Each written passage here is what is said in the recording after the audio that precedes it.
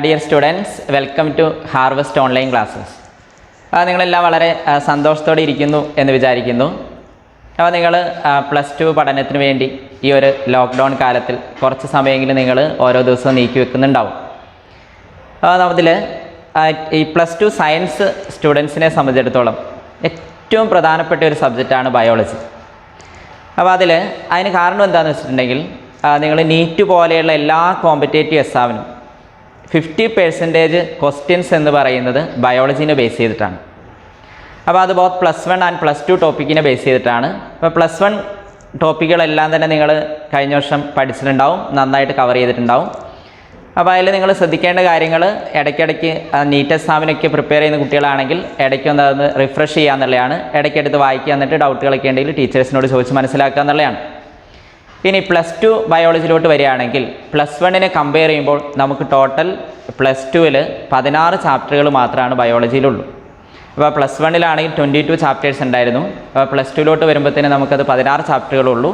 ഇപ്പോൾ +1നെ പൊതുവേ കമ്പയർ ചെയ്യുമ്പോൾ +1നെ കമ്പയർ ചെയ്യുമ്പോൾ +2 ക്ലാസ്സിലോട്ട് കുറച്ച് ചാപ്റ്റർ കുറവാണ്. അത് എളുപ്പമുള്ള ചാപ്റ്റേഴ്സ് മാത്രമേ ഉള്ളൂ. അപ്പോൾ അതിൽ തന്നെ വളരെ എളുപ്പത്തിലുള്ള reproduction, then biotechnology, then genetics and evolution, അങ്ങനെയൊക്കെയുള്ള സിമ്പിളായിട്ടുള്ള +1നെ കമ്പയർ ചെയ്യുമ്പോൾ കുറച്ചുകൂടെ എളുപ്പം പഠിക്കാൻ പറ്റുന്ന രീതിയിലുള്ള, മനസ്സിലാക്കി പഠിച്ചാൽ വളരെ എളുപ്പം ഗ്രഹിക്കാൻ പറ്റുന്ന രീതിയിലുള്ള ടോപ്പിക്കുകളാണ് +2ലുള്ളത്. അപ്പോൾ നിങ്ങൾ +2 ബയോളജി ടെസ്റ്റൊക്കെ നിങ്ങൾക്ക് കിട്ടിയിട്ടുണ്ടാവും. അപ്പോൾ ടെസ്റ്റിലെ എല്ലാ കാര്യങ്ങളും ഈച്ച് ആൻഡ് എവരി ലൈൻ, അതായത് അതിൻ്റെ സമ്മറി അടക്കം പഠിക്കണം എന്നാണ് പറയുന്നത്. കാരണം നമുക്ക് നീറ്റ് പോലെയുള്ള കോമ്പറ്റേറ്റീവ് എക്സാമിന് കംപ്ലീറ്റ് ക്വസ്റ്റ്യനും നമുക്കൊരു 100% തന്നെ പറയാം, ഓൾമോസ്റ്റ് ക്വസ്റ്റ്യൻസ് വരുന്നത് ബയോളജീൻ്റെ അടിസ്ഥാനത്തിലാണ്. ബയോളജി അത് NCERT ടെസ്റ്റിൻ്റെ അടിസ്ഥാനത്തിലാണ്. അപ്പോൾ NCERT ബേസ്ഡ് ആയിട്ടുള്ള ക്വസ്റ്റ്യൻ തന്നെയാണ് വരുന്നത്. അപ്പോൾ NCERT ടെക്സ്റ്റ് ബുക്ക് നിങ്ങളുടെ കയ്യിലുണ്ടാവും. അപ്പോൾ അതിൽ each and every line cover ചെയ്യുക എന്നതാണ് നമ്മുടെ ഈ ക്ലാസ് കൊണ്ട് ഉദ്ദേശിക്കുന്നത്. അപ്പോൾ ബയോളജി ക്ലാസ് കൊണ്ട് നമ്മൾ ഉദ്ദേശിക്കുന്നത് അതാണ്. അതായത് ബോർഡ് എക്സാമിനും ഹെൽപ്പ് ചെയ്യുന്നതാണ്, അതേമാതിരി തന്നെ കോമ്പറ്റേറ്റീവ് ആയിട്ടുള്ള +1 +2 ബേസ്ഡ് ആയിട്ടുള്ള എല്ലാ കോമ്പറ്റേറ്റീവ് എക്സാമിനും ബയോളജി പാർട്ടിൽ നിന്ന് എന്തൊക്കെ ക്വസ്റ്റ്യൻ വരും അതെല്ലാം നമ്മൾ കവർ ചെയ്യുക എന്നതാണ് നമ്മുടെ ഈ ക്ലാസ് കൊണ്ട് ഉദ്ദേശിക്കുന്നത്. അപ്പോൾ നിങ്ങളതിന് വില്ലിംഗ് ആണെന്ന് വിചാരിക്കുന്നു. അപ്പോൾ നിങ്ങളത് പഠിക്കുന്നതിന് വേണ്ടി എല്ലാവരും നന്നായിട്ട് ദൈവത്തോടൊക്കെ പ്രാർത്ഥിച്ച് തുടങ്ങുക. നിങ്ങൾക്ക് എന്താണെങ്കിലും നമുക്കറിയാം, +1 +2 കാലഘട്ടം എന്ന് പറയുന്നത് നമ്മുടെ ലൈഫിലെ ഏറ്റവും പ്രധാനപ്പെട്ട ഒരു കാലഘട്ടമാണ്. നമ്മുടെ ലൈഫിലെ ഒരു ടേണിംഗ് പോയിൻ്റ് എന്ന് തന്നെ പറയാം. കാരണം +1 +2 എക്സാമിന് കിട്ടുന്ന മാർക്കുകളും അതിനോട് അസോസിയേറ്റ് ചെയ്ത് നമ്മൾ എഴുതുന്ന എക്സാമിന് സ്കോർ ചെയ്യുന്ന എന്താണോ അതിനനുസരിച്ചാണ് നമ്മുടെ ലൈഫ് ഡിറ്റർമൈൻ ചെയ്യുന്നത്, അല്ലേ? അതായത് ഏത് കോഴ്സിന് പോകണമെങ്കിലും, പണ്ടൊക്കെ ആണെങ്കിൽ 10ാം ക്ലാസ് കഴിഞ്ഞിട്ട് ജസ്റ്റ് ഏതെങ്കിലും കോഴ്സിന് പോവുക എന്നുള്ളതായിരുന്നു. പക്ഷേ ഇപ്പോൾ അങ്ങനെയല്ല. +1 +2ന് ശേഷം തിരഞ്ഞെടുക്കുന്ന കോഴ്സ് ഏതാണോ അതിനനുസരിച്ചാണ് നമ്മുടെ ലൈഫ് ഡിസൈഡ് ചെയ്യുന്നത്. അപ്പോൾ അതുകൊണ്ട് തന്നെ നമ്മുടെ ലൈഫ് ഡിറ്റർമൈൻ ചെയ്യുന്ന ഒരു കോഴ്സ് എന്ന രീതിയിൽ +1 +2ന് വളരെയധികം ഇമ്പോർട്ടൻസ് ഉണ്ട്. അപ്പോൾ അതിൽ തന്നെ ബയോളജി എന്ന സയൻസ് സ്റ്റുഡൻസിനെ സംബന്ധിച്ചിടത്തോളം ബയോളജിക്ക് അതിൻ്റേതായ ഒരു പ്രാധാന്യമുണ്ട്. അപ്പോൾ നിങ്ങളെല്ലാവരും ബയോളജിയിലെ ടെസ്റ്റിലെ ഈച്ച് ആൻഡ് എവരി ലൈൻ പഠിക്കുക എന്നതാണ് നമ്മൾ ഉദ്ദേശിക്കുന്നത്. അപ്പോൾ അതിൽ NCERT കവർ ചെയ്തുകൊണ്ടുള്ള കംപ്ലീറ്റ് ടോപ്പിക്കുകളും നിങ്ങൾക്ക് വളരെ നല്ല രീതിയിൽ നമ്മൾ ക്ലാസ്സുകളിലൂടെ തരാൻ ഉദ്ദേശിക്കുന്നത്. അപ്പോൾ നിങ്ങളെല്ലാവരും അതിൽ ഇൻവോൾവ് ആവുക. തരുന്ന ഹോംവർക്കുകളും അതിൻ്റെ നോട്ടുകളും കാര്യങ്ങളെല്ലാം നിങ്ങൾ ആ പ്രോപ്പറായിട്ടുള്ള ടൈമിൽ തന്നെ ചെയ്ത് തീർക്കുക. കാരണം ഇപ്പോൾ ഈ നമുക്ക് കിട്ടുന്ന സമയം ഇതേമാതിരി പിന്നീട് സമയം കിട്ടിയെന്ന് വരില്ല. അപ്പോൾ അതുകൊണ്ട് തന്നെ നമുക്കിപ്പോൾ കിട്ടുന്ന സമയം വീടുകളിൽ ഇരുന്നുകൊണ്ട് നിങ്ങൾക്ക് ഓൺലൈനായിട്ട് നിങ്ങൾ പല ക്ലാസ്സുകൾ കാണുന്നുണ്ടാവും. അപ്പോൾ ഈ കിട്ടുന്ന സമയങ്ങൾ നിങ്ങൾ വളരെ യൂട്ടിലൈസ് ചെയ്യുകയാണെങ്കിൽ നിങ്ങൾക്കത് ഭാവിയിൽ വളരെയധികം ഉപകാരപ്പെടും എന്ന കാര്യത്തിൽ സംശയമില്ല. അപ്പോൾ നിങ്ങളെല്ലാവരും ഈ കാര്യങ്ങളൊക്കെ ഓർത്തുകൊണ്ട് നന്നായിട്ട് പഠിക്കുക. പിന്നെ ഞാൻ പറഞ്ഞില്ലേ, +1 +2നെ കമ്പയർ ചെയ്യുമ്പോൾ +2 ടോപ്പിക്കുകൾ കുറച്ച് ചാപ്റ്റേഴ്സ് ഉള്ളൂ. അതൊന്ന് ഇൻഡെപ്തായിട്ട് നമ്മൾ പഠിപ്പിക്കും. നിങ്ങളതിൽ ശ്രദ്ധിക്കേണ്ട കാര്യങ്ങൾ ആദ്യം പറഞ്ഞ പോലെ സമ്മറി അടക്കം പഠിക്കേണ്ടതാണ്. പിന്നെ അതേ കൂടാതെ ഓരോ യൂണിറ്റിന് മുമ്പായിട്ട് ഓരോ സയൻറ്റിസ്റ്റുകളുടെ പേരുകളൊക്കെ തന്നിട്ടുണ്ട്. അവരെക്കുറിച്ച് ഓരോ സയൻറ്റിസ്റ്റുകളുടെ അവരുടെ ഹിസ്റ്ററിയൊക്കെ. അപ്പോൾ അത് നിങ്ങൾ മോട്ടിവേറ്റ് ചെയ്യിക്കുന്നതിന് വേണ്ടി കൊടുത്തിരിക്കുന്ന ഓരോ സയൻറ്റിസ്റ്റുകൾ, അവരുടെ ഡിസ്കവറി, അവരെങ്ങനെയാണ് പഠിച്ചത്, അവരുടെ പഠന കാലഘട്ടം എവിടെയായിരുന്നു, അങ്ങനെയുള്ള കാര്യങ്ങളൊക്കെ ഉണ്ട്. അതടക്കം നമ്മൾ പഠിക്കേണ്ടതാണ്. അപ്പോൾ അങ്ങനെ എല്ലാ കംപ്ലീറ്റ് ആയിട്ടുള്ള കാര്യങ്ങൾ നിങ്ങൾ കവർ ചെയ്ത് കഴിഞ്ഞിട്ടുണ്ടെങ്കിൽ നിങ്ങൾക്ക് നീറ്റ് പോലെയുള്ള നീറ്റ് എക്സാമിന് ഇപ്പം 360 മാർക്കിനാണ് ബയോളജി വരുന്നത്. ആ 360 മാർക്ക് നിങ്ങൾക്ക് ഷുവറായിട്ട് കിട്ടുന്നതാണ്. അപ്പോൾ നമ്മൾ തരുന്ന ഈ ക്ലാസ്സുകൾ നിങ്ങൾക്ക് എല്ലാവർക്കും ആ രീതിയിൽ ഉപകാരപ്പെടട്ടെ എന്ന് ആശംസിച്ചുകൊണ്ട് നമുക്ക് ഫസ്റ്റ് ചാപ്റ്ററിലോട്ട് കിടക്കാം. ഓക്കെ, ബയോളജിയിൽ first chapter reproduction in organism. അപ്പോൾ നിങ്ങൾക്ക് അറിയുന്നതാണ്, റീപ്രൊഡക്ഷൻ നിങ്ങൾ ലോവർ ക്ലാസ്സിലൊക്കെ പഠിച്ചിട്ടുണ്ടാവും. റീപ്രൊഡക്ഷൻ എന്ന് പറയുന്നത് it is the production of new individual from the parents. പാരൻസിൽ നിന്ന് പുതിയ ഇൻഡിവിജ്വൽസ് പ്രൊഡ്യൂസ് ചെയ്യുന്ന പ്രോസസ്സാണ് റീപ്രൊഡക്ഷൻ. ദെൻ നമ്മുടെ ടെസ്റ്റിൽ ഒരു ഡെഫിനിഷൻ കൊടുത്തിട്ടുണ്ട്. ആ ഡെഫിനിഷൻ ഇങ്ങനെയാണ് പറഞ്ഞിരിക്കുന്നത്: a biological process in which organism give rise to young ones similar to itself. അതായത് ഇതൊരു ബയോളജിക്കൽ പ്രോസസ്സാണ്. ഇവിടെ ഓർഗാനിസം അതിന് സിമിലർ ആയിട്ടുള്ള ഇൻഡിവിജ്വൽസിനെ പ്രൊഡ്യൂസ് ചെയ്യുന്നു. അപ്പോൾ അതാണ് റീപ്രൊഡക്ഷൻ്റെ ഡെഫിനിഷൻ ടെസ്റ്റിൽ കൊടുത്തിരിക്കുന്നത്. അപ്പോൾ അതിൽ നമുക്ക് പറയാം, റീപ്രൊഡക്ഷൻ എന്ന് പറയുന്നത് it is the production of new individual from the parent, or it is a biological process in which organism give rises to young ones similar to itself. Organism അതിന് സിമിലർ ആയിട്ടുള്ള ഇൻഡിവിജ്വൽസിനെ പ്രൊഡ്യൂസ് ചെയ്യുന്ന process, അതാണ് ഏതാ reproduction എന്ന് പറയുന്നത്. ഇനി അതിൻ്റെ significance നോക്കുകയാണെങ്കിൽ, അതായത് റീപ്രൊഡക്ഷൻ ഇമ്പോർട്ടൻസ് നോക്കുകയാണെങ്കിൽ, ഒരു ഇമ്പോർട്ടൻസ് പറയുന്നത് it helps to maintain continuity of life generation after generation. ഇത് ജീവൻ്റെ തുടർച്ച നിലനിർത്തുന്ന പ്രോസസ്സാണ് ഏതാ റീപ്രൊഡക്ഷൻ എന്ന് പറയുന്നത്. അത് നമുക്കറിയാം. അതായത് ഓരോ ജനറേഷൻ കഴിഞ്ഞ് കഴിഞ്ഞാൽ അടുത്ത ജനറേഷൻ ഉണ്ടാവണം, അതിനുശേഷം അടുത്ത ജനറേഷൻ ഉണ്ടാവണം. അപ്പോൾ അങ്ങനെ ഒരു ജനറേഷൻ ടു ജനറേഷൻ നടക്കുമ്പോൾ ആ ഒരു കണ്ടിന്യൂറ്റി, ജീവൻ്റെ തുടർച്ച, അതാണ് ലോവർ ക്ലാസ്സുകളിലെ കണ്ടിന്യൂറ്റി ഓഫ് ലൈഫ് എന്ന് പറയുന്ന ചാപ്റ്റർ തന്നെയുണ്ട്. റീപ്രൊഡക്ഷനുമായിട്ട് ലിങ്ക് ചെയ്ത് തന്നെ നിങ്ങൾ പഠിക്കുന്നത് 9th 8th പഠിക്കുന്നുണ്ടാവും. അപ്പോൾ അതാണ് പറയുന്നത്. ഇപ്പം ഇത് ജീവൻ്റെ തുടർച്ച നിലനിർത്തുന്ന പ്രോസസ്സാണ് റീപ്രൊഡക്ഷൻ എന്ന് പറയുന്നത്. അപ്പോൾ അതാണ് ഒന്നാമത്തെ ഒരു സിഗ്നിഫിക്കൻസ് പറയാൻ പറ്റുന്നത്. Helps to maintain continuity of life generation after generation. രണ്ടാമത്തെ ഒരു സിഗ്നിഫിക്കൻസ് പറയുന്നത് it helps to compensate the loss of life due to death. മരണം വഴിയായിട്ട് കുറേ ആളുകൾ നമ്മുടെ ഇടയിൽ നഷ്ടപ്പെട്ടു പോകുന്നുണ്ട്. അപ്പോൾ അതിനെ കോമ്പൻസേറ്റ് ചെയ്യുന്ന രീതിയിൽ, അതായത് അതിന് പകരം വെക്കുന്ന രീതിയിലാണ് പുതിയതായിട്ടുണ്ടാകുന്ന ഇൻഡിവിജ്വൽസിനെ മൊത്തത്തിൽ നമ്മൾ കൺസിഡർ ചെയ്യുന്നത്. അപ്പോൾ അതാണ് രണ്ട് സിഗ്നിഫിക്കൻസ് പറഞ്ഞിരിക്കുന്നത്. റീപ്രൊഡക്ഷൻ്റെ പ്രധാനപ്പെട്ട രണ്ട് സിഗ്നിഫിക്കൻസ്. ഒന്ന് പറയുന്നത് it helps to maintain continuity of life generation after generation. രണ്ടാമത് പറയുന്നത് it helps to compensate loss of life due to death. മരണം വഴിയായിട്ട് കുറേ പേര് നഷ്ടപ്പെട്ടു പോകുന്നുണ്ട്. അതിനെ കോമ്പൻസേറ്റ് ചെയ്യുന്ന പ്രോസസ്സായിട്ടാണ് ഇതിനെ കൺസിഡർ ചെയ്യുന്നത്, റീപ്രൊഡക്ഷനെ കൺസിഡർ ചെയ്യുന്നത്. അപ്പോൾ നോക്കുക, റീപ്രൊഡക്ഷൻ എന്ന് പറയുന്നത് production of new individual from the പാരൻറ്റിൽ നിന്ന് പുതിയ ഇൻഡിവിജ്വൽസ് പ്രൊഡ്യൂസ് ചെയ്യുന്ന പ്രോസസ്സാണ് റീപ്രൊഡക്ഷൻ എന്ന് പറയുന്നത്. ഇനി അതല്ലെങ്കിൽ നമുക്ക് ടെസ്റ്റിലെ ഡെഫിനിഷൻ കൃത്യമായിട്ട് പറയുന്നുണ്ട്. A biological process in which organism give rises to young ones similar to itself. Organism അതിന് സിമിലർ ആയിട്ടുള്ള പുതിയ ഇൻഡിവിജ്വൽസിനെ പ്രൊഡ്യൂസ് ചെയ്യുന്ന പ്രോസസ്സാണ് ഏതാ റീപ്രൊഡക്ഷൻ എന്ന് പറയുന്നത്. അപ്പോൾ ഈ ഡെഫിനിഷൻ നിങ്ങളൊന്ന് ഓർത്തിരിക്കുക. Biological process in which organism give rise to young ones similar to itself. പിന്നെ രണ്ട് സിഗ്നിഫിക്കൻസ്. ഇനി അതിൽ ആ ചാപ്റ്ററിൻ്റെ ഫസ്റ്റ് പാരഗ്രാഫിൽ റീപ്രൊഡക്ഷനുമായിട്ട് ലിങ്ക് ചെയ്തുകൊണ്ട് ഒരു ലൈഫ് സ്പാനിനെ കുറിച്ചാണ് കൃത്യമായിട്ട് പറഞ്ഞിരിക്കുന്നത്. അപ്പോൾ റീപ്രൊഡക്ഷൻ കാര്യങ്ങൾ ഇപ്പോൾ സെക്ഷൽ എന്നൊക്കെ പറഞ്ഞ് നമ്മൾ പഠിക്കാനുണ്ട്. അപ്പോൾ അതിന് മുന്നോടിയായിട്ട് ജസ്റ്റ് ആ ചാപ്റ്ററിൻ്റെ തുടക്കത്തിൽ ഫസ്റ്റ് പാരഗ്രാഫിൽ പറഞ്ഞിരിക്കുന്ന ലൈഫ് സ്പാനിനെ കുറിച്ചാണ്. അപ്പോൾ ലൈഫ് സ്പാൻ എന്ന് പറയുന്നത് period from birth to natural death, അല്ലേ, ജനനം മുതൽ മരണം വരെയുള്ള ആ ഒരു കാലയളവ്, അതാണ് ഏതാ ലൈഫ് സ്പാൻ എന്ന് പറയുന്നത്. അപ്പോൾ ഇതിൽ നാച്ചുറൽ ഡെത്ത് അവിടെ വളരെ വ്യക്തമായിട്ട് പറയുന്നുണ്ട്, ബർത്ത് ടു നാച്ചുറൽ ഡെത്ത്. അപ്പോൾ അതായത് ആക്സിഡൻ്റൽ ആയിട്ടുള്ള ഡെത്ത് അല്ല ഉദ്ദേശിക്കുന്നത്, ജനനം മുതൽ മരണം വരെയുള്ള ആ ഒരു കാലയളവ്, ആ ടോട്ടൽ ടൈം പീരീഡ് ഉണ്ട്, അതാണ് ഏതുകൊണ്ട് ഉദ്ദേശിക്കുന്നത്, ലൈഫ് സ്പാൻ കൊണ്ട് ഉദ്ദേശിക്കുന്നത്. അപ്പോൾ അത് ഓരോ ഓർഗാനിസിനും ഓരോ സ്പീഷീസ് അനുസരിച്ച് ഒരു ഓൾമോസ്റ്റ് സ്പെസിഫൈഡ് ആണ്. അപ്പോൾ അതിലിപ്പം ബട്ടർഫ്ലൈയുടെ ലൈഫ് സ്പാൻ എന്ന് പറയുന്നത് വളരെ കുറവാണ്, 1 to 2 വീക്കാണ്. വേണ്ട 1-2 ആഴ്ച മാത്രമേ ഇതിനുള്ളൂ ബട്ടർഫ്ലൈയുടെ ലൈഫ് സ്പാൻ ഉള്ളൂ. ദെൻ ക്രോയുടെ ലൈഫ് സ്പാൻ ആണെങ്കിൽ എത്രയായിരിക്കും, 15 years ആണ്. ദെൻ ക്രോക്കോഡൈൽ ലൈഫ് സ്പാൻ എത്രയായിരിക്കും, 60 years ആണ്. ദെൻ പാരറ്റ് അതിൻ്റെ ലൈഫ് സ്പാൻ കുറച്ച് കൂടുതലാണ്, 140 years ആണ്. ദെൻ ടോട്ടോയ്സ് 100 to 150 years ആണ്. അപ്പോൾ ഇതാണ് ഈ അഞ്ചെണ്ണമാണ് ടെസ്റ്റിൽ പ്രിൻ്റഡ് മാറ്ററിൽ കൊടുത്തിരിക്കുന്നത്. അപ്പോൾ ഇതിൽ ഈ പ്രിൻ്റഡ് മാറ്ററിൽ കൊടുത്തിരിക്കുന്ന കാര്യങ്ങൾ നിങ്ങൾ കൃത്യമായിട്ട് പഠിക്കുക. അപ്പോൾ അതായത് പ്രിൻ്റഡ് മാറ്ററിൽ ഇതാണ് കൊടുത്തിരിക്കുന്നത്, ഈ 5 കൊടുത്തിട്ടുണ്ട്. ബട്ടർഫ്ലൈ പറയുന്നു 1 to 2 വീക്ക്. ദെൻ ക്രോ പറയുന്നത് എത്രയാണ്, 15 years. ദെൻ ക്രോക്കോഡൈൽ ഏതാ 60 years. പാരറ്റ് ഏതാ 140 years. ദെൻ ടോട്ടോയ്സ് ഏതാ 100 to 150 years. അപ്പോൾ ഈ പ്രിൻ്റഡ് മാറ്ററിൽ കൊടുത്തിരിക്കുന്നത് നിങ്ങൾ കൃത്യമായിട്ട് പഠിക്കും. ഇനി ടെക്സ്റ്റ് ബുക്കിൽ നമ്മുടെ ചെറിയ ക്ലാസ്സുകളിലൊക്കെ നിങ്ങൾ ചെയ്യുന്ന പോലെ ഓരോ ഇതൊക്കെ ചെയ്യുന്ന പോലെ അതിലൊരു കോളം കൊടുത്തിട്ടുണ്ട്. ആ കോളത്തിൽ നിങ്ങൾ ഫില്ല് ചെയ്യാൻ വേണ്ടി കൊടുത്തിട്ടുണ്ട്, ഇല്ലേ? ചെറിയ ക്ലാസ്സുകളിലൊക്കെ നിങ്ങൾ പഠിച്ചിട്ടുണ്ടാവും. ഓരോ കോളങ്ങളൊക്കെ ഇങ്ങനെ ഫില്ല് ചെയ്യാന്നൊക്കെ പറഞ്ഞിട്ട്, ഇല്ല, ഒരു പിക്ചറൊക്കെ തന്നിട്ട് അതിൻ്റെ അടിയിലൊക്കെ ഫില്ല് ചെയ്യുക എന്ന് പറഞ്ഞ പോലെ ഇവിടെ കുറച്ച് പിക്ചർ തന്നിട്ട് അതിൻ്റെ ലൈഫ് സ്പാൻ ഏതാ നിങ്ങൾ കണ്ടുപിടിച്ച് എഴുതുക എന്ന് പറഞ്ഞ് കൊടുത്തിട്ടുണ്ട്. പക്ഷേ അത് പല ബുക്കിലും അതിൻ്റെ ആൻസർ പല വിധത്തിലാണ് കൊടുത്തിരിക്കുന്നത്.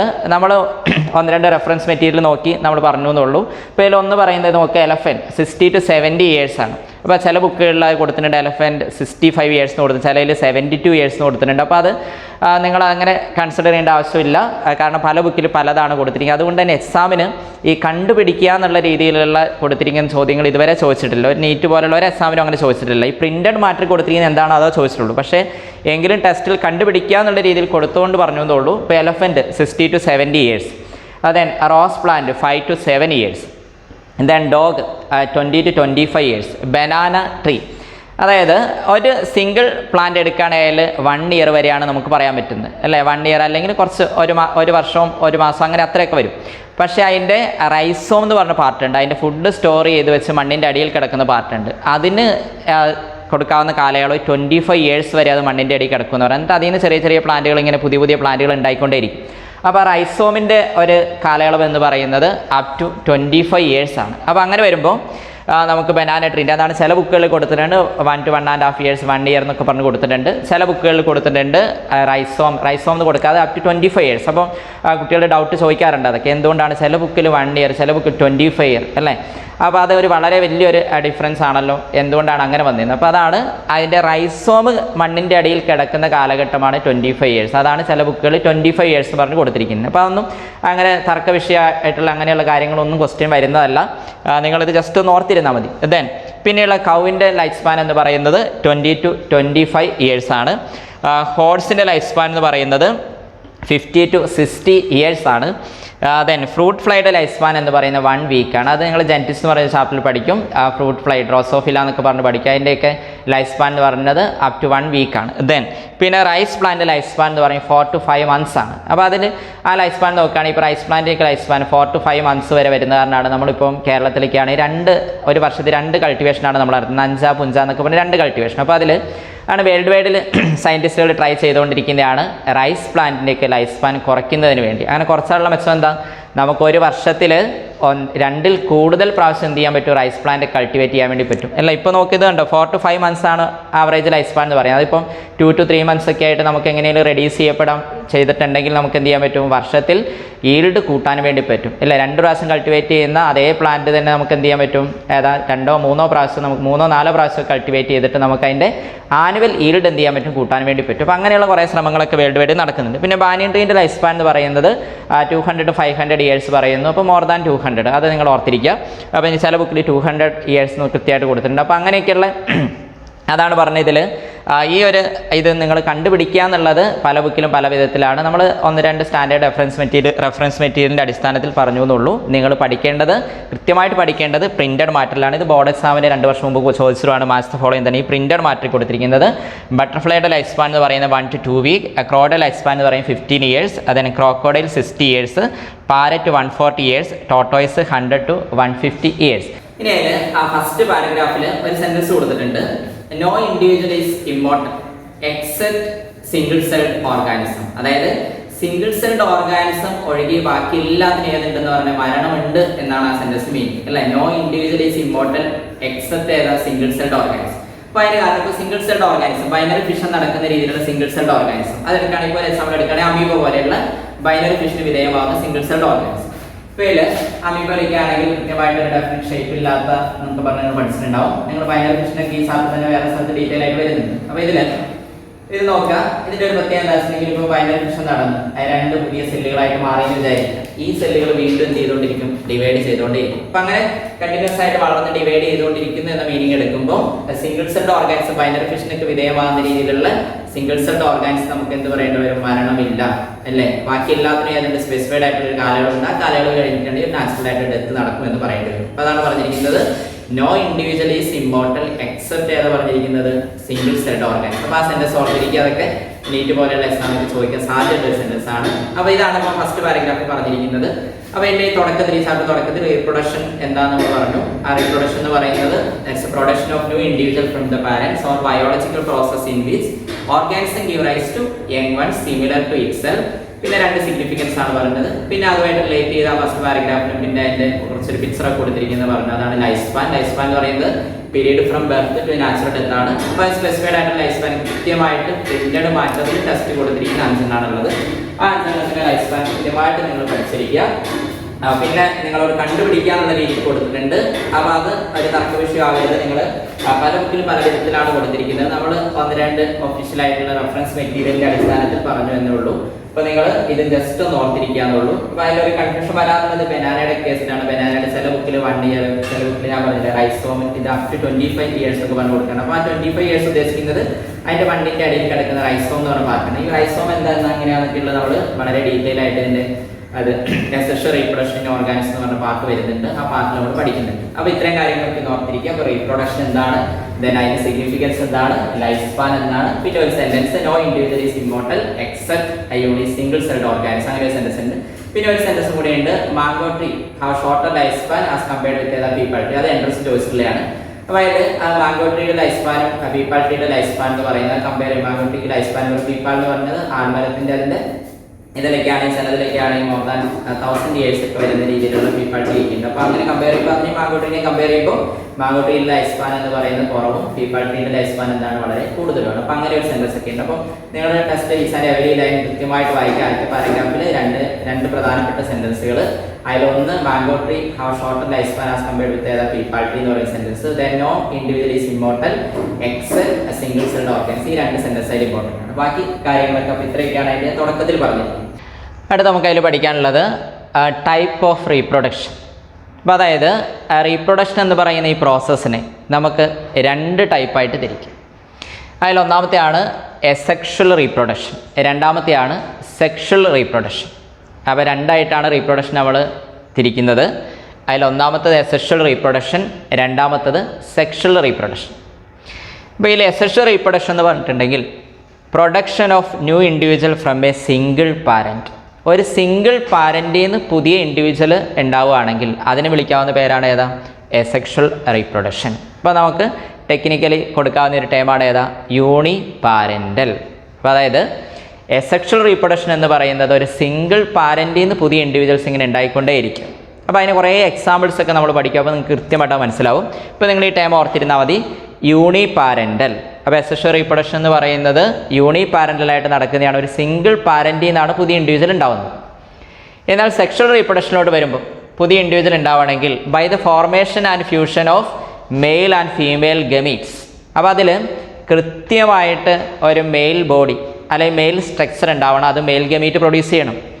അതേമാതിരി ഏതാ, ഫീമെയിൽ ഗമീറ്റ് പ്രൊഡ്യൂസ് ചെയ്യണം. Female body or female structure ഉണ്ടാവണം. അതിൽ നിന്ന് ഫീമെയിൽ ഗമീറ്റ് പ്രൊഡ്യൂസ് ചെയ്യണം. ആ ഗമീറ്റ്സ് ഉണ്ടായി ആ ഗമീറ്റ്സ് തമ്മിൽ ഫ്യൂസ് ചെയ്ത് നടക്കുന്ന പ്രോസസ്സാണ് ഏതാ, സെക്ഷൽ റീപ്രൊഡക്ഷൻ. അപ്പോൾ നമുക്ക് പറയാവുന്നതാണ് it is the production of new individual by the formation and fusion of male and female gametes. അപ്പോൾ അതുകൊണ്ട് തന്നെ അതേതാണ്, ബൈ പാരൻ്റലാണ്.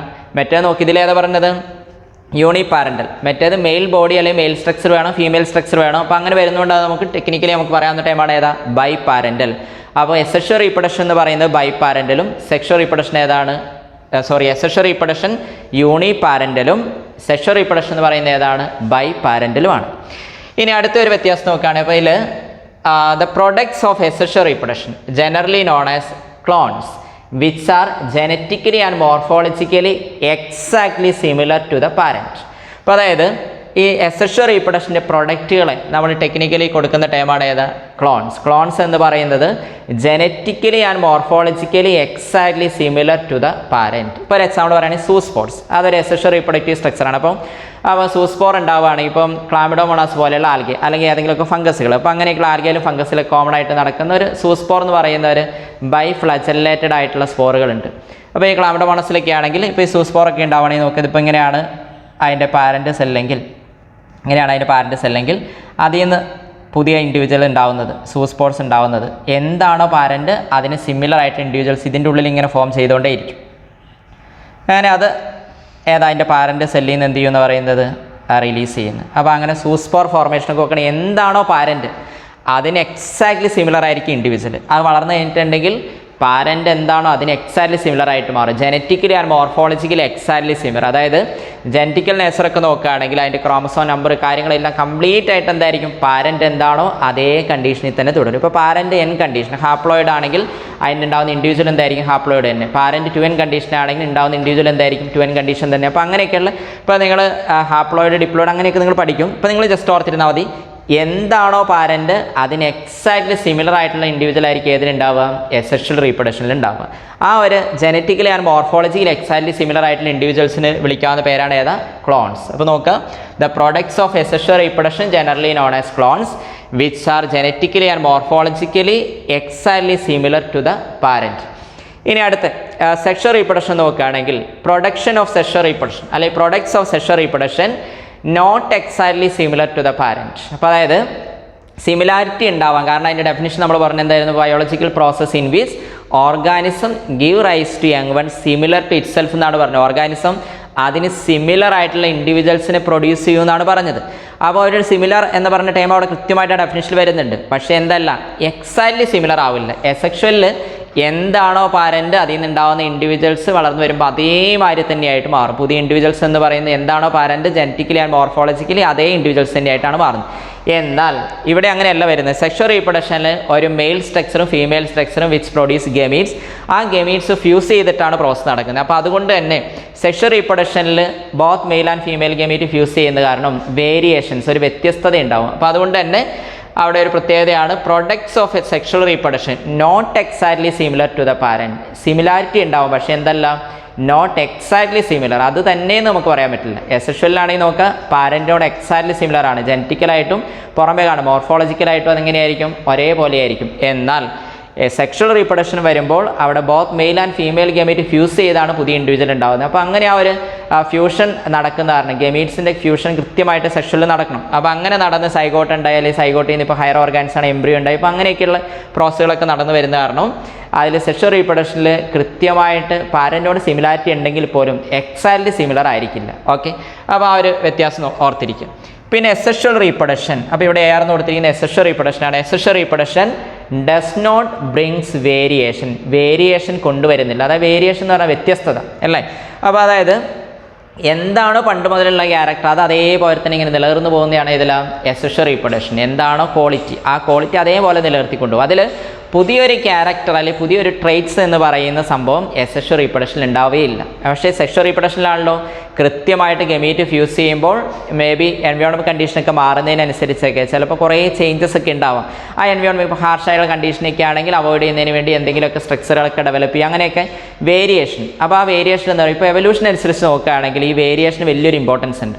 ഇപ്പോൾ കാലഘട്ടങ്ങൾ ഇങ്ങനെ മാറി വരുന്ന സമയത്ത് കൃത്യമായിട്ട് എന്ത് സംഭവിക്കണം എന്ന് പറയുന്നത് ഓരോ മാറ്റങ്ങൾ സംഭവിച്ചുകൊണ്ടിരിക്കണം. എന്നാൽ ആ മാറ്റങ്ങൾക്ക് വിധേയമല്ല ഏത്, എസെക്ഷൽ റീപ്രൊഡക്ഷൻ. എന്നാൽ സെക്ഷൽ റീപ്രൊഡക്ഷനിലോ കൃത്യമായിട്ട് മാറ്റങ്ങൾ വരും. അതാണ് ഏതാ, വേരിയേഷൻ എന്ന് പറയുന്നത്. അപ്പോൾ അതാണ് sexual reproduction brings variation. Sexual reproduction കൃത്യമായിട്ട് വേരിയേഷൻ വ്യത്യസ്തത കൊണ്ടുവരുന്നതാണ്. പക്ഷേ എസെക്ഷൽ റീപ്രൊഡക്ഷൻ ഏതാ, ഡസ് നോട്ട് ബ്രിങ്സ് വേരിയേഷൻ. അപ്പോൾ അതുകൊണ്ട് തന്നെ നമുക്ക് പറയാവുന്നതാണ്, അതിനോട് അസോസിയേറ്റ് ചെയ്ത് പറയാവുന്നതാണ് asexual reproduction does not have evolutionary significance.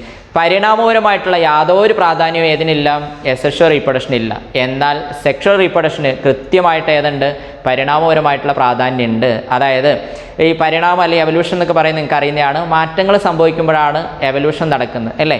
അപ്പോൾ അങ്ങനെ മാറ്റങ്ങൾ സംഭവിച്ചുകൊണ്ടേയിരിക്കും ഏതിലാണ്, സെക്ഷൽ റീപ്രൊഡക്ഷനിൽ. പക്ഷേ എസെക്ഷലിലാണെങ്കിലോ യാതൊരു മാറ്റവും ഇല്ല. എത്ര കാലം മുമ്പുള്ള ക്യാരക്ടറും അതേമാതിരി തന്നെ ഇങ്ങനെ നിലനിന്ന് പോവുക ചെയ്യുന്നത്. അപ്പോൾ അതുകൊണ്ട് തന്നെ എവല്യൂഷണറി സിഗ്നിഫിക്കൻസ് യാതൊരു വിധത്തിലുള്ള എവല്യൂഷണറി സിഗ്നിഫിക്കൻസ് ഇല്ലാത്തതാണ് ഏതാ, എസെക്ഷൽ റീപ്രൊഡക്ഷൻ. പക്ഷേ ഏതിലുണ്ട്, സെക്ഷൽ റീപ്രൊഡക്ഷനിലുണ്ട്. ദെൻ പിന്നെ പ്ലാന്റ്സിൻ്റെ കേസ് എടുക്കുകയാണ്. In plants during asexual reproduction pollination and fertilization are absent. Pollination fertilization പോലെയുള്ള പ്രോസസ്സുകളൊന്നും ഏതിലില്ല, എസെക്ഷൽ റീപ്രൊഡക്ഷൻ പ്ലാന്റ്സിൽ സംഭവിക്കുന്നില്ല. പക്ഷേ കൃത്യമായിട്ട് പ്ലാന്റ്സിൽ സെക്ഷൽ റീപ്രൊഡക്ഷൻ നടക്കുകയാണെങ്കിലോ പ്ലാന്റ്സിൽ പോളിനേഷൻ ആൻഡ് ഫെർട്ടിലൈസേഷൻ നടന്നിരിക്കണം. അപ്പോൾ അതാണ് ജസ്റ്റ് വ്യത്യാസം എഴുതുന്നുള്ളൂ. Plants during asexual reproduction pollination and fertilization are absent. In plants during sexual reproduction pollination and fertilization are present. പിന്നെ വേറൊരു വ്യത്യാസം പറയാം, എസെക്ഷൽ റീപ്രൊഡക്ഷൻ എന്ന് പറയുന്നവർ സിമ്പിൾ പ്രോസസ് ആയിട്ടാണ് കൺസിഡർ ചെയ്യുന്നത്. സെക്ഷൽ റീപ്രൊഡക്ഷൻ ആണെങ്കിലോ കോംപ്ലക്സ് പ്രോസസ് ആണ്. കാരണം ഗമീറ്റ് ഉണ്ടാവണം, ഗമീറ്റ് ഫ്യൂസേസ് സൈഗോട്ട് അങ്ങനെയൊക്കെയുള്ള കുറേ സ്ട്രക്ചറുകളൊക്കെ ഡെവലപ്പ് ചെയ്യുന്നുണ്ട്. അപ്പോൾ അതുകൊണ്ട് തന്നെ കോംപ്ലക്സ് പ്രോസസ് ആയിട്ടാണ് കൺസിഡർ ചെയ്യുന്നത്. ഇനി സെക്ഷൽ റീപ്രൊഡക്ഷനിൽ സെക്സ് ഓർഗൻസ് ഇൻവോൾവ് ആവുന്നില്ല. സെക്സ് ഓർഗൻസ് ഇൻവോൾവ് ആവുന്ന ഏതിലാണ്, സെക്ഷൽ റീപ്രൊഡക്ഷനിലാണ്. അപ്പോൾ sex organs are absent in asexual reproduction but that is present in sexual reproduction. Then mitotic division occurs during asexual reproduction. അപ്പോൾ cell division എന്ന് പറയുന്ന chapter നിങ്ങൾ കഴിഞ്ഞ വർഷം പഠിച്ചിട്ടുണ്ടാവും. അപ്പോൾ അതിൽ 2n എന്ന് പറഞ്ഞ കണ്ടീഷന് 2n തന്നെ നിലനിർത്തി കൊണ്ടുപോകുകയാണെങ്കിൽ അത് ഏതാണ്, മൈറ്റോട്ടിക് ഡിവിഷനാണ്. അപ്പോൾ asexual അതാണ് സംഭവിക്കുന്നത്. എന്താണോ പാരൻറ്റ് അതിൻ്റെ ക്വാളിറ്റി തന്നെയാണ്. അപ്പോൾ 2n കണ്ടീഷനിലുള്ള ഒരു പാരൻറ്റ് 2n തന്നെ പ്രൊഡ്യൂസ് ചെയ്യുകയാണെങ്കിൽ അവിടെ മൈറ്റോസ്. ഇനി ഹാപ്ലോയിഡ് ആയിട്ടുള്ള n കണ്ടീഷനിലുള്ള ആണെങ്കിൽ അതിൻ്റെ പുതിയ ഇൻഡിവിജ്വൽസ് ഒക്കെ പ്രൊഡ്യൂസ് ചെയ്യുന്നതായിട്ട് റിലേറ്റ് ചെയ്ത് നടക്കുന്ന എന്തെങ്കിലും ഹാപ്ലോയിഡ് ആയിട്ടുള്ള എൻ കണ്ടീഷൻ ഇത് തന്നെ ഉണ്ടാവുന്നത്. അപ്പോൾ അങ്ങനെ വരുമ്പം 2n ദെൻ n ആയിട്ട് മാറുക, അതല്ലെങ്കിൽ n ആയിട്ട് തുടരുക. അപ്പോൾ ഇങ്ങനെയൊക്കെയുള്ള 2n ആയിട്ട് തുടരുന്നു, then n ആയിട്ട് തുടരുന്നു. അപ്പോൾ അങ്ങനെയൊക്കെയുള്ള ഹാപ്ലോയിഡ് ഡിപ്ലോയിഡ് എന്നൊക്കെ പറഞ്ഞാൽ ഡീറ്റെയിൽ ആയിട്ട് പഠിക്കും. ഇപ്പോൾ ജസ്റ്റ് ഒന്ന് ഓർത്തിരുന്നാൽ മതി. അപ്പോൾ ഇതിൽ ഈ ഒരു പ്ലോയിഡി ലെവൽ നിലനിർത്തിക്കൊണ്ടു, അതായത് genetically and morphology exactly similar ആണ് വരേണ്ടത്. അപ്പോൾ അതുകൊണ്ട് തന്നെ ഇവിടെ നടക്കുന്ന ഡിവിഷൻ ഏതായിരിക്കും? മൈറ്റോസിസ് എന്ന് പറയുന്ന ഡിവിഷനാണ് കൃത്യമായിട്ട് അസെക്ഷൽ റീപ്രൊഡക്ഷൻ സമയത്ത് നടക്കുക. പക്ഷേ അതിൽ അങ്ങനെയല്ല. സെക്ഷൽ റീപ്രൊഡക്ഷനിൽ വരുമ്പോൾ അങ്ങനെയല്ല. സെക്ഷൽ റീപ്രൊഡക്ഷനിൽ കൃത്യമായിട്ട് ഗമീറ്റ് ഫോർമേഷൻ നടക്കുകയാണെങ്കിൽ ഗമീറ്റ്സ് എന്ന് പറയുന്ന ഹാപ്ലോയിഡ് ആണ്. അപ്പോൾ 2n ഏതായിട്ട് മാറുന്നത്? n ആയിട്ട് മാറണം. അപ്പോൾ അവിടെ ഏത് ഡിവിഷൻ നടക്കുക?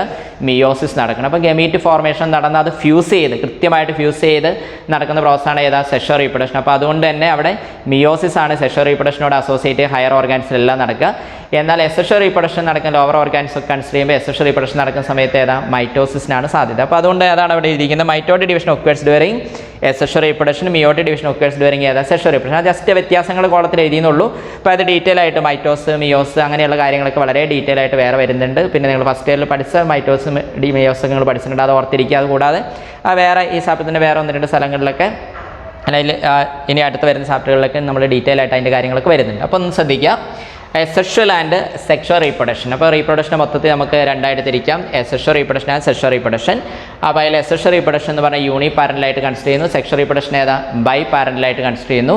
അതായത് the production of new individual from a single parent, that is asexual reproduction. Production of new individual by the formation and fusion of male and female gamete, that is sexual reproduction. Then products of asexual reproduction which are genetically and morphology exactly similar to the parent, അതിന് വിളിക്കുന്ന പേരാണ് ഏതാ? Clones. Then ഇതിൽ sexual റീപ്രൊഡക്ഷനിലാകുമ്പോൾ products of sexual reproduction similarity ഉണ്ടാവും, പക്ഷേ exactly similar ആവില്ല. അപ്പോൾ അതാണ് products of sexual reproduction not exactly similar to the parent. Then asexual reproduction does not brings variation, sexual reproduction brings variation. Then asexual reproduction does not have evolutionary significance, sexual reproduction have evolutionary significance. പരിണാമപരമായിട്ടുള്ള പ്രാധാന്യം ഇല്ലാത്തതാണ് asexual reproduction. കാരണം ഒരു character പോലും പുതിയതായി ഉണ്ടായി വരില്ല. എന്താണോ പാരൻറ്റിനുള്ള quality, ആ ക്വാളിറ്റി അതേമാതിരി തന്നെ നിലനിർത്താൻ ഏതിൽ പറ്റുള്ളൂ? asexual പറ്റുള്ളൂ. പക്ഷേ സെക്ഷുവലിൽ വരുമ്പോഴത്തേനും അങ്ങനെയല്ല, കൃത്യമായിട്ട് കാലഘട്ടത്തിനൊക്കെ അനുസരിച്ച് മാറ്റം ഉണ്ടായിക്കൊണ്ടിരിക്കും. അപ്പോൾ അതുകൊണ്ട് എവല്യൂഷണറി സിഗ്നിഫിക്കൻസ് ഉണ്ട്. പരിണാമപരമായിട്ടുള്ള ഒരു പ്രാധാന്യം കൊടുക്കാൻ പറ്റുന്ന റീപ്രൊഡക്ഷൻ ഏതാ? സെക്ഷൽ റീപ്രൊഡക്ഷൻ ആണ്. ദെൻ പ്ലാന്റ്സിൽ asexual reproduction സമയത്ത് പോളിനേഷൻ, ഫെർട്ടിലൈസേഷൻ പോലെയുള്ള പ്രോസസ്സുകളൊന്നും നടക്കില്ല. പക്ഷേ പ്ലാന്റ്സിൽ സെക്ഷൽ റീപ്രൊഡക്ഷൻ സമയത്ത് കൃത്യമായിട്ട് ഏതാ? പോളിനേഷൻ, ഫെർട്ടിലൈസേഷൻ പോലെയുള്ള പ്രോസസ്സുകൾ നടക്കും. പിന്നെ പ്ലാന്റ്സിനെ സംബന്ധിച്ചിടത്തോളം അല്ലെങ്കിൽ ഏതൊരു ഓർഗാനിസം സംബന്ധിച്ചിടത്തോളം asexual എന്ന് പറയുന്നത് വളരെ സിമ്പിളായിട്ട് നടക്കുന്ന പ്രോസസ്സായിട്ടാണ് കൺസിഡർ ചെയ്യുന്നത്. ദെൻ അപ്പോൾ നമ്മൾ പഠിക്കുക, അതിൻ്റെ എക്സാമ്പിളൊക്കെ പഠിക്കുമ്പോൾ അത് എന്തുകൊണ്ടാണ് സിമ്പിളായിട്ട് മാറുന്നത് നമുക്ക് പിടുത്തം കിട്ടും. ദെൻ സെക്ഷൽ റീപ്രൊഡക്ഷനെ സംബന്ധിച്ചിടത്തോളം കോംപ്ലക്സ് ആയിട്ടുള്ള പ്രോസസ്സാണ്. അതെന്തുകൊണ്ടാണെന്ന് നമ്മൾ സെക്ഷൽ റീപ്രൊഡക്ഷൻ ഡീറ്റെയിൽ ആയിട്ട് പഠിക്കും, മനസ്സിലാവും. പിന്നെ സെക്സ് ഓർഗൻസ് എന്ന് പറയുന്ന asexual റീപ്രൊഡക്ഷനിൽ ഇൻവോൾവ് ആവുന്നില്ല. പക്ഷേ സെക്സ് ഓർഗൻസ് എന്ന് പറയുന്നത് കൃത്യമായിട്ട് ഏതിലാണ്? സെക്ഷൽ റീപ്രൊഡക്ഷനിൽ ഇൻവോൾവ് ആവുന്നുണ്ട്. അത് ഗമീറ്റൊക്കെ പ്രൊഡ്യൂസ് ചെയ്ത് കഴിയുമ്പോൾ മാത്രമാണ്, അതിൻ്റെ കൃത്യമായിട്ടുള്ള ഫ്യൂഷൻ നടന്നാൽ മാത്രമാണ്, ഗമീറ്റൊക്കെ പ്രൊഡ്യൂസ് ചെയ്യുക മാത്രമല്ല അത് കൃത്യമായിട്ട് ഫ്യൂഷൻ നടന്നാൽ മാത്രമാണ് സെക്ഷൽ റീപ്രൊഡക്ഷൻ കംപ്ലീറ്റ് ആവുക, അല്ലെങ്കിൽ സക്സസ് എന്ന് പറയാൻ പറ്റുള്ളൂ. അപ്പോൾ അങ്ങനെയൊക്കെയുണ്ട്. അപ്പോൾ sex organs are present in sexual reproduction, that is absent in asexual reproduction. Then mitotic ഡിവിഷനാണ് മെയിനായിട്ട് asexual reproduction സമയത്ത് സംഭവിക്കുന്നത്. മിയോട്ടിക് ഡിവിഷനാണ് മെയിനായിട്ട് ഏതാ? സെക്ഷൽ റീപ്രൊഡക്ഷൻ സമയത്ത്. അത് ഗമീറ്റ് പ്രൊഡക്ഷൻ നടക്കണമെങ്കിൽ 2n n ആയിട്ട് മാറണമെങ്കിൽ അവിടെ മിയോസ് നടക്കണം. ഇതിലെന്താണോ പാരൻ്റ് അതേമാതിരി തന്നെ നിലനിർത്തണം. അപ്പോൾ അതുകൊണ്ട് പാരൻ്റ് ഇപ്പോൾ 2n ആണെങ്കിൽ അതേമാതിരി നിലനിൽക്കണേ ഏതാ? മൈറ്റോട്ടിക് ഡിവിഷൻ നടക്കുക. ദെൻ പിന്നെ n ആണെങ്കിൽ പാരൻ്റ് n ആണെങ്കിൽ അതേമാതിരി തന്നെ നിലനിർത്തി n കണ്ടീഷൻ നിലനിർത്തണമെങ്കിൽ ഏതാ? ക്രോമസോം നമ്പർ അല്ലേ? ഇക്വറ്റോറിയൽ ഡിവിഷൻ, റിഡക്ഷൻ ഡിവിഷനൊക്കെ നമ്മൾ കേട്ടിട്ടില്ലേ? അപ്പോൾ ഇക്വറ്റോറിയൽ ഡിവിഷനാണ് ഇവിടെ നടക്കേണ്ടത്, പക്ഷേ മറ്റേ ഏതാ? റിഡക്ഷൻ ഡിവിഷനാണ് നടക്കേണ്ടത്. അപ്പോൾ അങ്ങനെ ഗമീറ്റ് ഫോർമേഷനൊക്കെ ആയിട്ട് കൃത്യമായിട്ട് റിഡക്ഷൻ ഡിവിഷനൊക്കെ നടക്കും. അപ്പോൾ ഇത് ആണ് കൃത്യമായിട്ടുള്ള ഒരു ഡിഫറൻസ് പറയുന്നത് asexual ആൻഡ് സെക്ഷൽ റീപ്രൊഡക്ഷൻ. അപ്പോൾ നമ്മൾ പഠിച്ചു നോക്കുക, റീപ്രൊഡക്ഷൻ എന്താണെന്ന് പഠിച്ചു, ദെൻ അതിൻ്റെ 2 സിഗ്നിഫിക്കൻസ് പഠിച്ചു. പിന്നെ അതുമായിട്ട് ലിങ്ക് ചെയ്ത് ആദ്യത്തെ പാരഗ്രാഫിൽ പഠിച്ചായിരുന്നു നമ്മൾ ഏതാ? ഒരു ലൈഫ് സ്പാനും അതിൻ്റെ 2 ചാർട്ട് നമ്മൾ ടെസ്റ്റിലൊക്കെ ഫില്ല് ചെയ്യാനുള്ള അതിൻ്റെ കാര്യങ്ങൾ പറഞ്ഞു. പിന്നെ അടുത്ത പാരഗ്രാഫുകളിൽ പറഞ്ഞിരിക്കുന്ന കാര്യങ്ങൾ റീപ്രൊഡക്ഷൻ്റെ ആ ഒരു ജസ്റ്റ് ഒരു വ്യത്യാസം, നമ്മൾ കോളം തിരിച്ചെഴുതിയെന്നുള്ളൂ. അപ്പോൾ ആ ജസ്റ്റ് ആ വ്യത്യാസങ്ങൾ അറിഞ്ഞിരിക്കുക. ഇനി നമുക്ക് പഠിക്കേണ്ടത് ടൈപ്പ് ഓഫ് asexual റീപ്രൊഡക്ഷൻ. അപ്പോൾ അതാണ് നമുക്കിനി പഠിക്കാനുള്ളത്. ഓക്കെ, നമുക്ക് അതിലോട്ട് പോകാം. അപ്പോൾ അതിൽ ടൈപ്പ് ഓഫ് asexual റീപ്രൊഡക്ഷൻ ഈ ലോവർ ഓർഗാനിസിൽ വരുന്നത് കുറേ എക്സാമ്പിൾസ് ആണ്. ഇപ്പോൾ ടെസ്റ്റിൽ ജസ്റ്റ് പിക്ചർ തന്നിട്ട് അതെന്താണെന്ന് ജസ്റ്റ് മെൻഷൻ ചെയ്ത് പറഞ്ഞിട്ടുള്ളൂ. അപ്പോൾ അത് ജസ്റ്റ് നിങ്ങൾ അറിഞ്ഞിരിക്കാൻ വേണ്ടി അത് നമ്മളിങ്ങനെ കുറേ എണ്ണം ഉണ്ട്, അത് ജസ്റ്റ് ഇങ്ങനെ എഴുതിയെന്നുള്ളൂ. അപ്പോൾ ഒന്നാമത്തെ നോക്കുക, binary fission in amoeba, paramecium and euglena. അപ്പോൾ അതിൽ രണ്ടാമത്തെ multiple fission in amoeba, then budding in yeast and hydra, then zoospores in Chlamydomonas, then Conidia in Penicillium, then gemmules in sponges, fragmentation in algae and fungi, then aplanospores in fungi, then gemme formation in liverworts. അപ്പോൾ ഇങ്ങനെയുള്ള കുറേ എണ്ണമുണ്ട് type of asexual reproduction in lower organisms. അപ്പോൾ type of asexual reproduction in higher organism നമുക്ക് അടുത്ത് വരുന്നുണ്ട്. ഇപ്പോൾ type of asexual reproduction in lower organism. അപ്പോൾ ലോവർ ഓർഗാനിസം ഹയർ ഓർഗാനിസം പറഞ്ഞ് പഠിച്ചാൽ നിങ്ങൾക്ക് ആ ഒരു സീക്വൻസിൽ പഠിച്ചാൽ എളുപ്പമാണ്. അപ്പോൾ അതിൽ ലോവർ ഓർഗാനിസിൽ വരുന്നത് ഒന്നാമത്തെ നോക്കാം type of asexual reproduction in lower organism binary fission in amoeba. അപ്പോൾ നിങ്ങൾ ലോവർ ക്ലാസ്സുകളിലൊക്കെ പഠിച്ചിട്ടുള്ളതാണത്. ബൈനറി ഫിഷ് എന്ന് പറഞ്ഞിട്ടുണ്ടെങ്കിൽ ഒരു സിംഗിൾ സെല്ല് രണ്ടായിട്ട് മാറുന്നതാണ്. അപ്പോൾ നമ്മുടെ ടെസ്റ്റിൽ ഒരു സീക്വൻഷ്യൽ ആയിട്ടുള്ള പ്രോസസ് ആയിട്ടാണ് പിക്ചർ കൊടുത്തിരിക്കുന്നത്. അപ്പോൾ ടെസ്റ്റിലെ പിക്ചർ നിങ്ങൾ റെഫർ ചെയ്യുക. ജസ്റ്റ് നമ്മളിവിടെ വരച്ചു എന്നുള്ളതാണ് ഒരു സെല്ല് രണ്ടായിട്ട് മാറുന്നത്. അപ്പോൾ അതിൽ ആദ്യം അതിൻ്റെ ന്യൂക്ലിയസ് ഡിവൈഡ് ചെയ്യുന്നു, പിന്നെയാണ് അതിൻ്റെ സൈറ്റോപ്ലാസം ഡിവൈഡ് ചെയ്യുന്നത്. അതാണ് ഈ പിക്ചർ കൊണ്ട് ഇൻഡിക്കേറ്റ് ചെയ്തിരിക്കുന്നത്. ഓക്കെ, അപ്പോൾ അത് ഡീറ്റെയിൽ ആയിട്ടുള്ള പിക്ചർ നിങ്ങൾ ടെസ്റ്റ് റെഫർ ചെയ്യുക. ജസ്റ്റ് നമ്മൾ ആ പ്രോസസ് എന്താണെന്ന് കാണിക്കാൻ വേണ്ടി. ഇതിപ്പോൾ ഒരു സിംഗിൾ അമീബായിട്ട് എടുക്കുകയാണെങ്കിൽ അതിൻ്റെ ന്യൂക്ലിയസ് കുറച്ച് എൻലാർജ് ചെയ്ത് വരുന്നു, ആ ന്യൂക്ലിയസ് ഡിവൈഡ് ചെയ്യുന്നു, ഡിവൈഡ് ചെയ്ത് പിന്നെ അതിൻ്റെ അത് സൈറ്റോപ്ലാസിൻ്റെ ഡിവിഷൻ നടക്കുന്നു. അപ്പോൾ അങ്ങനെ അത് രണ്ടായിട്ട് മാറുന്നു. അപ്പോൾ അതാണ് ബൈനറി ഫിഷൻ കോമൺ ആയിട്ടുള്ള. അപ്പോൾ അമീബയിലെ ബൈനറി ഫിഷിൻ്റെ ഒരു പ്രത്യേകത അത് ഇറഗുലറാണ്. ഇറഗുലർ ബൈനറി ഫിഷ് എന്ന് പറഞ്ഞിട്ടുണ്ടെങ്കിൽ അത് ഏത് പ്ലെയിനിൽ ഡിവൈഡ് ചെയ്യാം. ഇപ്പം ഇങ്ങനെ ഒരു അമീബ ആണെങ്കിൽ അത് മേ ബി ഇങ്ങനെ ഡിവൈഡ് ചെയ്യാം, അല്ലെങ്കിൽ ഇങ്ങനെ ആയിരിക്കും ഡിവൈഡ് ചെയ്യുക, അല്ലെങ്കിൽ ഇങ്ങനെ ആയിരിക്കും, ഏത് പ്ലെയിനിൽ ഡിവൈഡ് ചെയ്യാം. അപ്പോൾ ഇറഗുലർ ബൈനറി ഫിഷിന് അമീബ. എന്നാൽ ഇതിലെടുക്കുകയാണെങ്കിൽ ഇപ്പം പാരമീസിയ എടുക്കുകയാണെങ്കിൽ പാരമീസിയത്തിൽ ട്രാൻസ്വേഴ്സ് ബൈനറി ഫിഷനാണ്. യുഗ്ലിനയിൽ വരുമ്പോൾ അത് ലോഞ്ചിറ്റ്യൂഡിലാണ്. അപ്പോൾ ഇത് നോക്കിയത് ഇപ്പോൾ ഒരു പാരമീസിയ ആയിട്ട് എടുക്കുകയാണെങ്കിൽ ഇതിലെ ബൈനറി ഫിഷ് എന്ന് പറയുന്നത് ട്രാൻസ്വേഴ്സ് ആണ്. ട്രാൻസ്വേഴ്സും ലോഞ്ചിറ്റ്യൂഡ്. അപ്പോൾ ട്രാൻസ്വേഴ്സ് എന്ന് പറഞ്ഞത് ഇങ്ങനെയാണ് ഡിവൈഡ് ചെയ്യുക, ഇങ്ങനെ രണ്ടായിട്ട് മാറും. ദെൻ പിന്നെ ഉള്ളത് യുഗ്ലിനയിലാണ്. യുഗ്ലിനയുടെ ഡിവിഷൻ എങ്ങനെയായിരിക്കും? ആ യുഗ്ലിനയിൽ ബൈനറി ഫിഷൻ തന്നെയാണ്, പക്ഷേ അതെന്താണെന്ന് പറയും ലോഞ്ചിറ്റ്യൂഡ്. ലോഞ്ചിറ്റ്യൂഡ് എന്ന് പറഞ്ഞാൽ ഇങ്ങനെ നേരെ താഴോട്ട് എന്തെങ്കിലും ആ രീതിയിലാണ് വരും. അപ്പോൾ ലോഞ്ചിറ്റ്യൂഡിനൽ ബൈനറി ഫിഷൻ ഏതിലാണ്? യുഗ്ലിന. പാരമീസ്യത്തിൽ ഏതാണെന്ന് പറയുന്നത് ട്രാൻസ്വേഴ്സ് ബൈനറി ഫിഷൻ. അമീബയിൽ ഏതാ? Irregular binary fission. അപ്പോൾ അതിൽ ബൈനറി ഫിഷൻ എന്ന് ഓർത്തിരുന്നാൽ മതി. അത് നടക്കുന്ന ഏതൊക്കെയാണ്? അമീബ, പാരമീസ്, യുഗ്ലിന പോലെ എല്ലാത്തിനും നടക്കുന്നതാണ് ഏതാ? Binary fission. പിന്നെ ഉള്ളത് മൾട്ടിപ്പിൾ ഫിഷനിൻ്റെ അമീബ. ഇതെവിടെ ഇങ്ങനെ ജസ്റ്റ് ഒരു പിക്ചർ കാണിച്ചിട്ടുണ്ട്. Multiple fission. ആ മൾട്ടിപ്പിൾ ഫിഷൻ എന്ന് പറയുന്നത് അത് അഡ്വേഴ്സ് കണ്ടീഷനിൽ നടക്കുന്നതാണ്. Adverse condition. അഡ്വേഴ്സ് എന്ന് പറഞ്ഞാൽ എന്താ? മോശമായിട്ടുള്ള കണ്ടീഷനിൽ പെട്ടെന്ന് ബൈനറി ഫിഷൻ നടത്താൻ പറ്റാതെ വന്നു കഴിഞ്ഞാൽ അമീബ ചെയ്യുന്ന ഒരു പ്രോസസ്സാണ്. അതിൽ ആ ന്യൂക്ലിയർ ഡിവിഷൻ നടക്കും. ന്യൂക്ലിയസ് കുറേ എണ്ണമായിട്ട് മാറും. അങ്ങനെ ന്യൂക്ലിയസ് കുറേ എണ്ണമായിട്ട് മാറിക്കഴിഞ്ഞതിന് ശേഷം പിന്നീട് എന്ത് ചെയ്യും? നല്ല കണ്ടീഷനൊക്കെ വന്നു കഴിയുമ്പോൾ അതിൻ്റെ സൈറ്റോപ്ലാസം കൂടെ അങ്ങ് ഡിവൈഡ് ചെയ്യും. അങ്ങനെ കുറേ എണ്ണം ഒന്നിച്ചുണ്ട്. അതാണ് ആ ടേം മൾട്ടിപ്പിൾ ഫിഷൻ. ഓക്കെ. പിന്നെ ഉള്ളത് budding in yeast and hydra. അപ്പോൾ അതിൻ്റെ പിക്ചർ ഏതാ ടെസ്റ്റിൽ കൃത്യമായിട്ട് കൊടുത്തിട്ടുണ്ട്. നിങ്ങൾ ടെസ്റ്റ് ഒന്ന് റെഫർ ചെയ്യുക. ഇത് നമ്മൾ ജസ്റ്റ് വരച്ചു എന്നുള്ളൂ. അപ്പോൾ ഇതൊരു ഈസ്റ്റ് ആണെങ്കിൽ, അപ്പോൾ ഈസ്റ്റ് നിങ്ങൾ പഠിച്ചിട്ടുണ്ടാവും. ഫംഗസിൽ ഏത് ഗ്രൂപ്പിൽ വരുന്നതാണ്?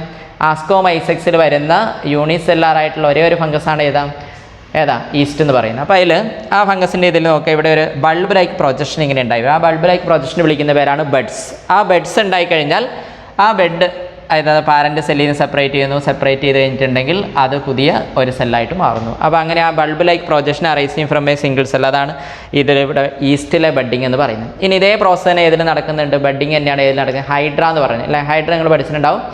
നിങ്ങൾ ഫൈലത്തിൽ അല്ലേ ആനിമൽ കിങ്ഡത്തിൽ പഠിച്ചിട്ടുണ്ടാവും. ലോവർ ആനിമലിൻ്റെ കാറ്റഗറി വരുന്നതാണ്. സിലിൻഡ്രേറ്റ എന്ന് പറയുന്ന ഗ്രൂപ്പിൽ വരുന്നത് അല്ലേ?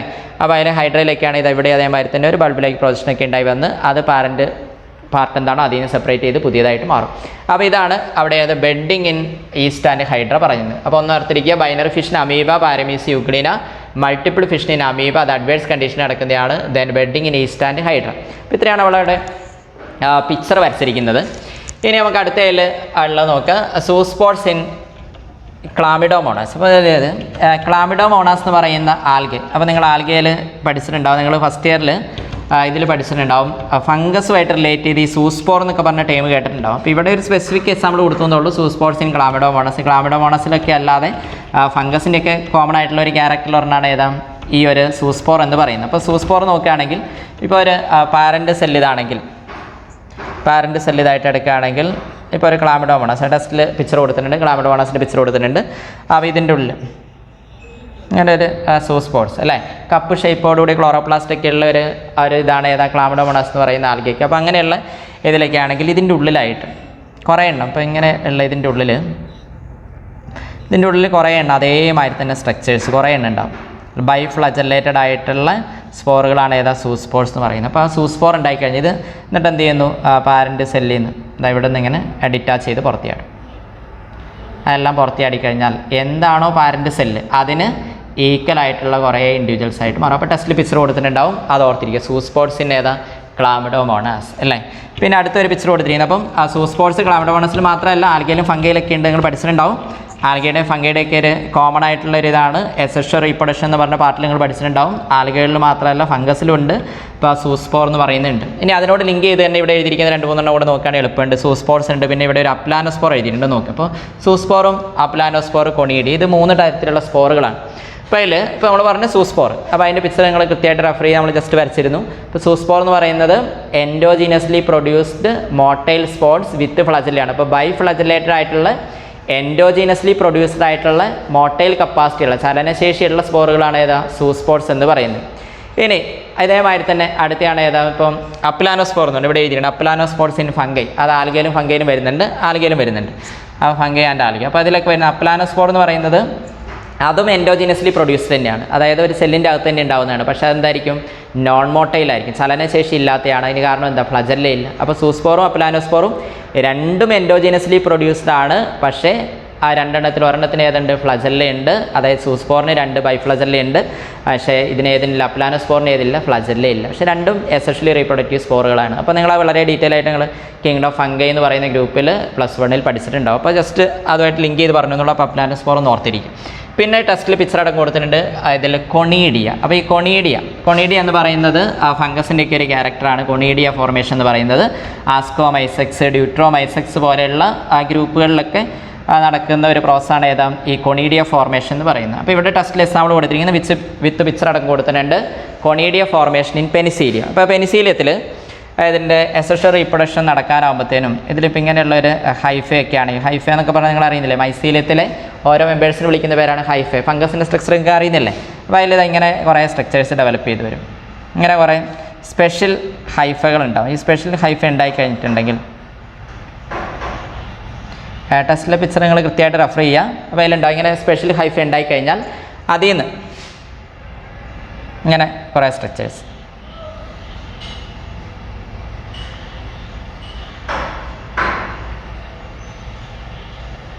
അതിനുണ്ടാവും. അപ്പോൾ അതിൽ ഇതിൽ നിന്ന് എക്സോജീനസ് ആയിട്ട് ഇതിൻ്റെ ഉള്ളിൽ നിന്ന് ഇങ്ങനെ പുറത്തോട്ട് കുറേ സ്പോറുകൾ പ്രൊഡ്യൂസ് ചെയ്യും. ഇങ്ങനെ പുറത്തോട്ട് ഈ പ്രൊഡ്യൂസ് ചെയ്യുന്ന സ്പോറുകളെയാണ് എന്ത് വിളിക്കുന്നത് കൊണീഡിയ. അപ്പോൾ കൊണീഡിയ ഏതാ എക്സോജീനസ്ലി പ്രൊഡ്യൂസ് സ്പോർട്സ് വിത്തൗട്ട് ഫ്ലജല്ല അല്ലേ. എക്സോജീനസ്ലി പ്രൊഡ്യൂസ്ഡ് ആണ്, ഫ്ലജല്ല ഇല്ലാത്തതാണ്, അത് പുറത്തോട്ട് പ്രൊഡ്യൂസ് ചെയ്യുന്നതാണ്. അപ്പോൾ ഇതാണ് കൊണീഡിയ.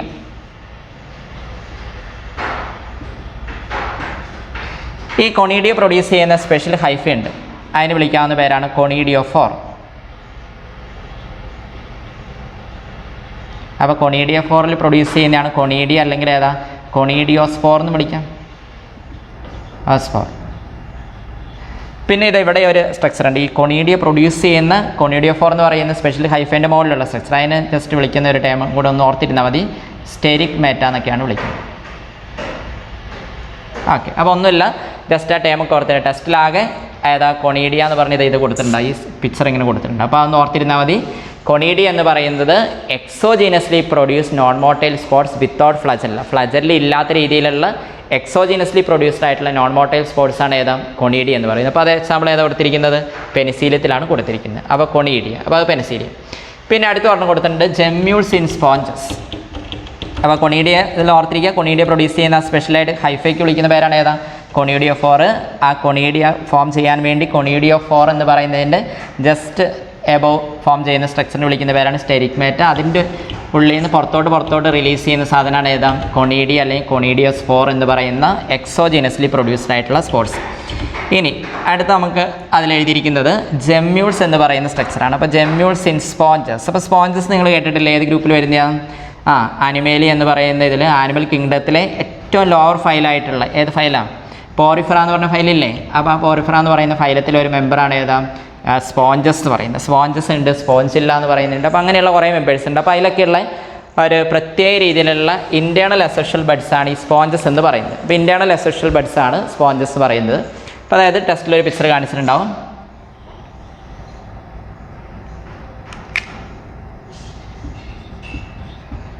ഇങ്ങനെ കുറേ എണ്ണം ഒരു ഇൻറ്റേർണൽ ആയിട്ടുള്ള അസെക്ഷൽ ബഡ്സ് ആയിട്ടാണ് കൺസിഡർ ചെയ്യുന്നത്.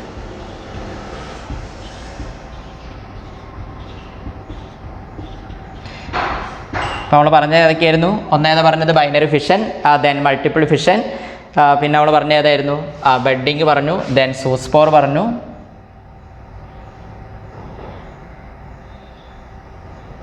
ഈ ഒരു സ്ട്രക്ചർ എടുക്കുകയാണെങ്കിൽ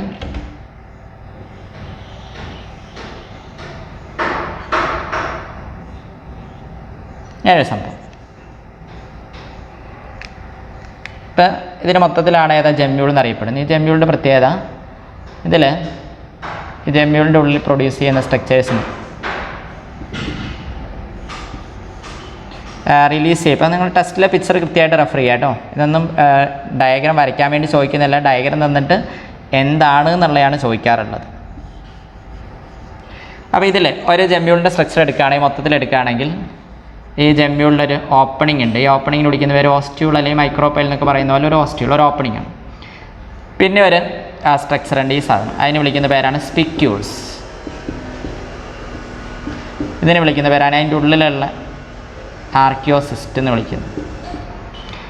അപ്പോൾ ഇതിൽ ജെമ്മ്യൂളിൻ്റെ ഉള്ളിൽ പ്രൊഡ്യൂസ് ചെയ്യപ്പെടുന്ന ആർക്കിയോസിസ്റ്റ് എന്നൊക്കെ പറയുന്ന സ്ട്രക്ചർ ഉണ്ട്.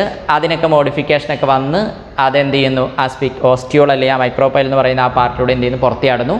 അങ്ങനെ പുറത്തിയാടി കഴിഞ്ഞിട്ടുണ്ടെങ്കിൽ അത് പുതിയ ഇൻഡിവിജ്വൽസൊക്കെ ആയിട്ട് മാറുന്നത്. അപ്പോൾ അതാണ് ജെമ്മ്യൂൾസ് ഇൻ സ്പോഞ്ചസ്. അപ്പോൾ അത് ഈ ടൈമൊക്കെ ഓർത്തിരുന്നാൽ മതി. ടെസ്റ്റിലൊരു പിക്ചർ കൊടുത്തിട്ടുണ്ട്.